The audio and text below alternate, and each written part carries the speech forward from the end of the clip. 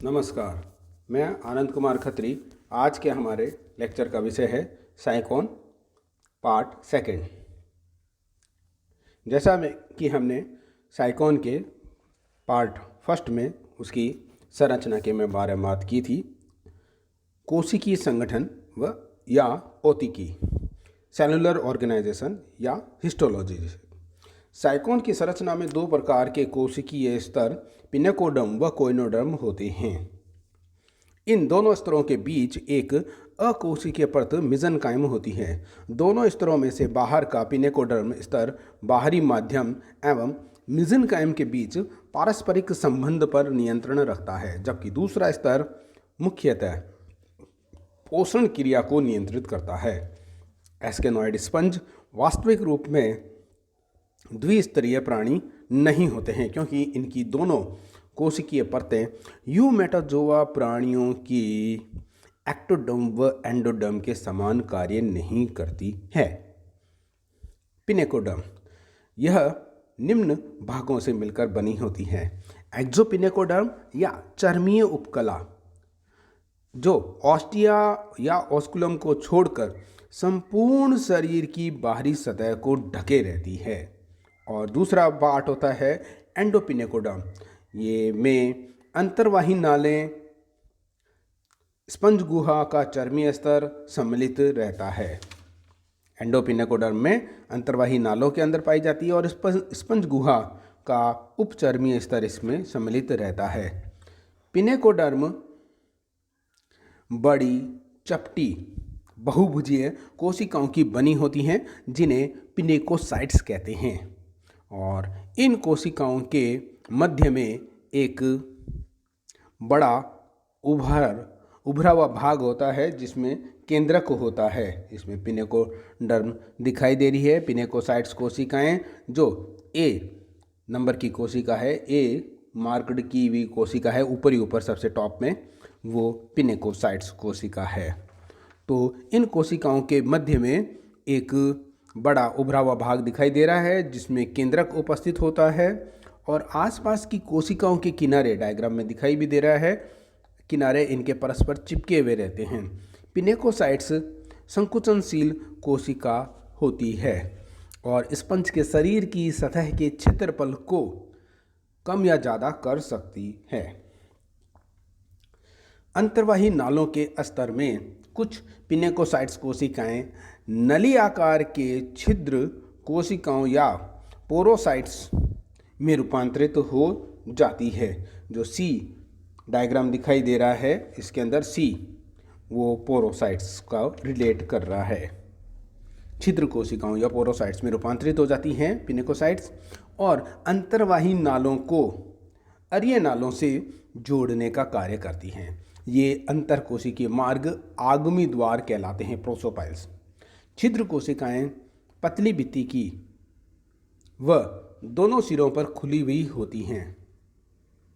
इनमें केंद्रक परिधीय कोशिका द्रव्य में होता है।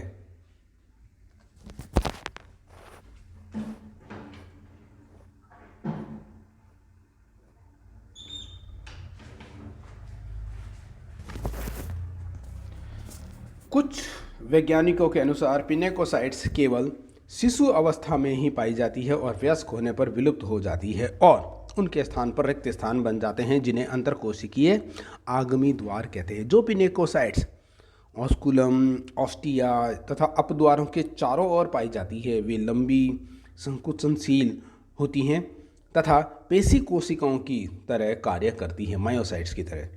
ये कोशिकाएं इन छिद्रों के चारों ओर अवरोधियों का निर्माण करती है, जो इन छिद्रों के बंद होने या खुलने की क्रिया पर नियंत्रण करते हैं। दूसरा प्रकार है कोइनोडर्म। जठरीय उपकला का निर्माण कोइनोडर्म की, ये जो डायग्राम में दिखाई दे रही है, कोइनोडर्म की कसाभित कॉलर कोशिका या कोइनोसाइट्स के द्वारा होता है। ये कॉलर कोशिका दिखाई दे रही है, कोइनोसाइट्स। कॉलर कोशिका भी कहते हैं इसे, कोइनोसाइट्स कोशिका भी कहते हैं इसे। ये कोशिकाएं अंडाकार या गोलीय होती है, डायग्राम में दिखाई दे रही है, नीचे से काफ़ी गोल मोटी सी, तथा एक ढीले स्तर की भांति मीजेनकाइम पर व्यवस्थित रहती है। नीचे की तरफ जो इसमें प्रोटोप्लाज्मिक प्रोसेसेस दिखाई दे रहे हैं उनके द्वारा ये ढीले स्तर से जुड़ी रहती है।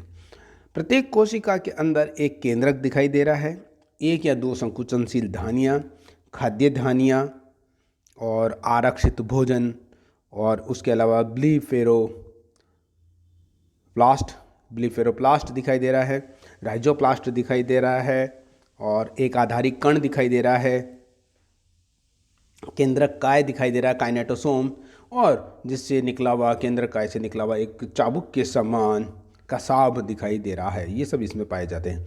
यह कसाब आधार की ओर कड़ा होता है तथा शीर्ष की ओर टिप पे कोमल होता है। इसके आधार के चारों ओर कोशिका द्रव्य झिल्ली का एक पतला कॉलर पाया जाता है। इलेक्ट्रॉन सूक्ष्मदर्शी से ज्ञात हुआ है कि कॉलर कोशिका में माइटोकॉन्ड्रिया, गोल्जी काया, अंतःप्रद्युत जालिका, राइबोसोम इत्यादि सभी अंतरकोशिकीय अंगक पाए जाते हैं जो एक कोशिका के अंदर पाए जाते हैं। कॉलर की संरचना में, जो ऊपर वाला पार्ट दिखाई दे रहा है, इसमें कॉलर की संरचना में 20 से 30 सूक्ष्म विलाई, माइक्रोविलाई या टेंटेकल्स, स्पर्शक पाए जाते हैं। ये प्रवर्ध या माइक्रोविलाई जो हैं संकुचनशील होते हैं और प्राय पार्श्व संयोजकों द्वारा आपस में जुड़े रहते हैं। कनेक्शंस दिखाई दे रहे हैं डायग्राम में, देखिएगा कॉलर के अंदर। और कसाब रेशों का बना हुआ होता है जिसमें 9+2 स्ट्रक्चर पाया जाता है। डायग्राम में साइड में दिखा रखा है, जिसमें सेंट्रल फिब्रिल 2 दिखा रखे हैं और पेरिफेरल फिब्रिल्स भी दिखा रखे हैं 9। तो इस तरीके की संरचना इसमें पाई जाती है। मिजेनकाइम पिनेकोडर्म व कोइनोडर्म दोनों स्तरों को जोड़ते हुए मिजेनकाइम पाई जाती है, या मिजोहाइल या जिलेटिनी मात्र द्रव जिसको बोल सकते हैं मैट्रिक्स पाया जाता है। इसका स्त्रवण पिनेकोडर्म से होता है और इसके अंदर कई प्रकार की अमीबा के समान जिसको बोल सकते हैं अमीबीय कोशिकाएं पाई जाती है, जिन्हें अमीबोसाइट्स कहते हैं। ये कोशिकाएं आर्कियोसाइट्स के रूपांतरण हैं और बाह्य स्तर से चल करके आती हैं तथा स्पंज के जीवन के लिए आवश्यक विविध प्रकार के कार्यों को संपन्न करती है। कुछ अमीबोसाइट्स निम्न हैं। पहला, आर्कियोसाइट्स। ये अविभेदित भ्रूणीय कोशिकाएं होती हैं जिनमें कूट पादाप कुंठित व केंद्र बड़ा होता है। इन सभी कोशिकाओं का डायग्राम मैं आपको दिखाई देता हूँ। जो सबसे पहला डायग्राम था उसमें विभिन्न प्रकार की इसमें विभिन्न प्रकार की कोशिकाएं दिखाई दे रही है, जिसे मैं आपको क्लियर कर दे देता हूँ। ए जो हमने बताया था पिनेकोसाइट्स, बी पेशी कोशिकाएं, सी पोरोसाइट्स जिसमें बात कर ली अपन ने, और डी थिसोसाइट्स, और ई इसमें क्रोमोसाइट्स, एफ स्क्लेरोब्लास्ट कोशिकाएं, जी आर्कियोसाइट्स कोशिकाएं जिसकी अपन बात कर रहे हैं अभी, और एच कोलोनोसाइट्स कोशिकाएं, आई स्पर्म कोशिका, जे अंड कोशिका, के कोइनोडर्म कोशिका जो अभी बात की अपन ने कोइनोसाइट्स, और एल ग्रंथि कोशिका। तो इस प्रकार से इसमें विभिन्न प्रकार की मिजेनकाइम के अंदर कोशिकाएं देखने को मिल जाती है। तो सबसे पहले आर्कियोसाइट्स कोशिकाएं, तो ये कोशिकाएं अविभेदित भ्रूणीय कोशिकाएं होते हैं और इनमें कूट पादाप कुंठित एवं केंद्रक बड़ा होता है। केंद्रक में केंद्रिका स्पष्ट होती है और इनका कार्य भोजन एवं उत्सर्जित पदार्थों को इधर उधर ले जाना होता है। मिजेनकाइम में ये स्पंज की आवश्यकता अनुसार अन्य प्रकार की कोशिकाओं का निर्माण कर सकती हैं। इस प्रकार की कोशिकाएं टोटीपोटेंट कही जाती हैं। ये लिंग कोशिकाओं, अंडाणु व शुक्राणुओं को भी बनाती हैं और पुनरुद्भवन रीजनरेशन की क्रिया में एक महत्वपूर्ण भाग लेती हैं। दूसरा प्रकार है कोलोनोसाइट्स। अधिकांश अमीबोसाइट्स में शाखान्वित कूट पादाप होते हैं जो प्राय परस्पर जुड़कर एक बहुकेंद्र की जालिका का निर्माण करती हैं, और ये योजी उत्तक कोशिकाएं या स्लेश कोलोनोसाइट्स जैसे पादपों वगैरह में देखने को मिलता है कहलाती हैं। नेक्स्ट सी है क्रोमोसाइट्स। क्रोमोसाइट्स कोशिकाओं में वर्णक पाया जाता है और इनमें कूट पादाप पाली रूपी होते हैं। नेक्स्ट डी, थीसोसाइट्स। इनके कूट पादाब, इन कोशिकाओं के थ्रीसोसाइट्स के कूट पादाब पाली रूप होते हैं और इनमें संचित भोजन भरा रहता है और इस प्रकार की कोशिकाएं संभरण कोशिकाओं की भांति कार्य करती है। संभरण बोले तो उसमें संचित रहता है भोजन पदार्थ।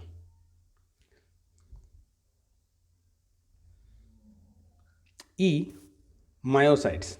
ये ऑस्टिया, ऑस्कुलम तथा अन्य छिद्रों के चारों ओर पाई जाने वाली तर्करूप फ्यूजिफॉर्म संकुचनशील पेशी कोशिकाएं हैं। ये इन छिद्रों के परिमाण, छिद्र का डायमीटर को नियंत्रण रखने के लिए अवरोधनी बनाती हैं।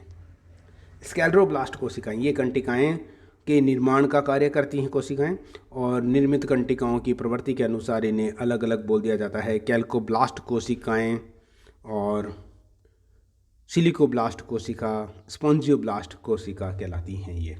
नेक्स्ट, ग्रंथिल कोशिका, ग्लैंड सेल्स। इनसे एक प्रकार के चिपकने वाले पदार्थ का स्रवण होता है और ये शरीर को तल से एक लंबी लड़ी द्वारा जुड़े रहते हैं। शरीर तल से एक लंबी लड़ी, स्ट्रैंड्स द्वारा, और जंतु को आधार तल जिस जगह ये चिपके होते हैं उस जगह चिपकने में ये सहायता करती है, जंतु को चिपकने में। जनन कोशिकाएं, जर्म सेल्स। स्पंजों में अंडाणु, शुक्राणु, आद्य कोशिकाओं, आर्कियोसाइट्स का रूपांतरित रूप होते हैं, परंतु ये कुछ में ये कोइनोसाइट्स के रूपांतरित माने जाते हैं। कंकाल। नेक्स्ट आता है स्पंजेज में पाए जाने वाला कंकाल। मिजनकाइम में छोटी छोटी, जो अभी अपन ने बात की, कैल्शियमी कंटिकाओं की एक बड़ी संख्या पाई जाती है जो स्क्लेरोब्लास्ट कोशिकाओं के द्वारा बनती है। तो ये कंटिकाएं अंतः कंकाल की संरचना बनाती हैं और शरीर के कोमल भागों को आलंबन प्रदान करती है और साथ साथ सुरक्षा भी प्रदान करती है। ये कंटिकाएं बड़ी होती हैं एवं इन्हें गुरु कंटिकाएं कहलाती हैं। इन कंटिकाओं के प्रकार एवं संरचना, टाइप्स एंड स्ट्रक्चर। साइफा में दो प्रकार की कंटिकाएं पाई जाती है, एकाक्ष कंटिकाएं तथा समचतुररी कंटिकाएं, मोनोएक्सॉन, टेट्राएक्सॉन। तो पहले मोनोएक्सॉन स्पिक्यूल्स, एकाक्ष कंटिकाएं। ये एक अरीय या मोनोएक्टिनल या द्विअरीय या डाईएक्टिनल होती हैं। जब अपनी अक्ष के साथ एक सीधी दिशा में वृद्धि करती हैं तो ये एक अरीय, और जब दो दिशाओं में वृद्धि करती हैं तो इन्हें द्विअरीय कहते हैं। मतलब एक ही डायरेक्शन में बढ़ रही है तो ये एक अरीय हो गई, और जब दोनों डायरेक्शन में बढ़ रही है अपोजिट डायरेक्शन में तो द्विअरीय कहलाती हैं। ये कोमल, सीधी, वक्रित सुइयों की भांति होती हैं। दूसरा प्रकार है समचतुररी। डायग्राम में दिखाएं आपको दिस वन। ये देखिए, इसके अंदर मोनोएक्सॉन दिखाई दे रही है, बीच में एक तरफ मोनोएक्सॉन स्पिक्यूल्स, यूनिरेडिएट जिसे बोल दिया गया है, और कर्व्ड भी दिखाई गई है इसके अंदर आपको अलग अलग प्रकार की। दूसरी प्रकार है टेट्राएक्सॉन। टेट्राएक्सॉन भी दिखाई दे रही है इसमें, ट्राई रेडिएट, टेट्रा रेडिएट प्रकार की। इन कंटिकाओं को टेट्राएक्टिनेस या चतुर्तरी, टेट्रा रेडिएट्स भी कहते हैं। और इस प्रकार की प्रत्येक कंटिका में 4 किरणें पाई जाती हैं। इनमें 4 रे दिखाई दे रही है, टेट्रा रेडिएट। डी डायग्राम में देखिएगा, है ना, इस तरीके से। इस प्रकार की प्रत्येक कंटिका में 4 किरणें पाई जाती है और चारों किरणें भिन्न भिन्न दिशाओं में दिखाई देती है, दिष्ट रहती है जिसको डायरेक्शन। और यदि किसी कारण से कोई एक किरण नष्ट हो जाती है तो ऐसी कंटिका त्रिअरीय हो जाती है, ट्राई रेडिएट। त्रिअरीय कंटिका ही सामान्यतः अधिक पाई जाती है, और जिस कंटिका की तीनों किरणें तथा उनके बीच के कोण परस्पर समान होते हैं तो उन्हें नियमित कह देते हैं, और जिनके बीच के कोण समान नहीं होते हैं यानी कि असमान होते हैं वह सैजिटल कहलाती हैं। नियमित कंटिकाएं वाई आकार की, जो कि अपन ने पीछे भी देखा, वाई आकार की कहलाती हैं, और जबकि सैजिटल टी आकार की दिखाई देती हैं, टी शेप्ड की। कंटिकाओं की संरचना में रवेदार क्रिस्टलाइन कैल्शियम कार्बोनेट की एक बड़ी मात्रा पाई जाती है, परंतु सोलास साइंटिस्ट है 1885 में, इन्होंने बताया कि ये कैल्साइट का एक रूप होते हैं। और अब कंटिकाओं के गुणात्मक विश्लेषण से भी ये ज्ञात हुआ कि इनकी संरचना में कैल्शियम कार्बोनेट के अतिरिक्त मैग्नीशियम, सोडियम सल्फेट और जल भी पाया जाता है। कंटिकाओं का विकास।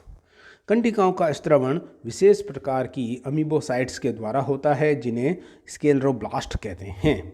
मिर्चिन साइंटिस्ट है, मिन्चिन 1896 और 1898 इन्होंने काम किया इसके ऊपर, और उनके अनुसार स्क्लेरोब्लास्ट की व्युत्पत्ति बाह्य पिनेकोडर्म से होती है। एकाक्ष कंटिकाओं की संरचना एक स्क्लेरोब्लास्ट के विभाजन से बनी, डायग्राम में देखिएगा किस तरीके से स्क्लेरोब्लास्ट कोशिका के विभाजन से बनी दो कंटिका कोशिकाओं द्वारा होती है। इनमें से बाहर की ओर की कोशिका को प्रगाढ़क कोशिका या थिकनर सेल डायग्राम में दिखाई दे रही है, थिकनर सेल्स, और दूसरी अलग प्रकार की फाउंडर सेल्स।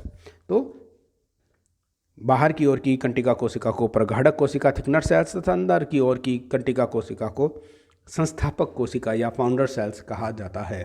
इनमें से पहली कोशिका यानी कि थिकनर सेल्स कंटिका की अर की लंबाई को बढ़ाने के लिए उत्तरदायी होती है। थिकनर सेल्स, ध्यान रखिएगा, थिकनर सेल्स कंटिका अर बोले तो उसका मेन पार्ट लंबाई में बढ़ाने में सहायक होती है या उत्तरदायी होती है। त्रिअरीय कंटिका का निर्माण 3 स्क्लेरोब्लास्ट के एक समूह द्वारा होता है और इनमें से प्रत्येक, दूसरी तरफ का जो डायग्राम दिखाई दे रहा है उसमें 3 स्क्लेरोब्लास्ट दिखाई दे रही है। 3 जो डिवाइड होती है तो वो 6 में बदल जाती है। 6 में से 3 सेंटर में दिखाई दे रही है और 3 किनारों पर। तो इनमें से प्रत्येक एक स्क्लेरोब्लास्ट 2 कंटिका कोशिकाओं में विभक्त हो जाता है, जिससे एक षष्टक सैक्सलेट या 6 कोशिकाओं का निर्माण हो जाता है। चतुर्थरी कंटिका का निर्माण भी त्रिअरीय कंटिका की भांति ही होता है और इनकी 3 अरों के जोड़ से चौथी अर विकसित होती है। कंटिकाओं की व्यवस्था। साइफा के शरीर में कंटिकाओं की व्यवस्था एक लाक्षणिक विधि, पर्टिकुलर एक मेथड के द्वारा में ही होती है। लंबी एकाक्ष कंटिकाएं ऑस्कुलम के चारों ओर व्यवस्थित होकर ऑस्कुलमी झालर का निर्माण करती है, जबकि टी आकार की और त्रिअरीय सैजिटल कोशिकाएं ऑस्कुलम की परिधि का निर्माण करती हैं और छोटी एकाक्ष कंटिकाएं अरीय नालों के समानांतर स्थित रहती हैं और शरीर की सतह पर छोटे छोटे कांटों के समान उभरी रहती हैं। त्रिअरीय कंटिकाएं अधिकतर अरीय नालों के साथ साथ पाई जाती हैं और इनकी एक रश्मि, जिसको बोलते हैं एक डायरेक्शन, बाहर की ओर दिष्ट रहता है जिसे वो चुभने का। और चतुर्थरी कंटिकाएं त्रिअरीय कंटिकाओं के साथ पाई जाती है। धन्यवाद।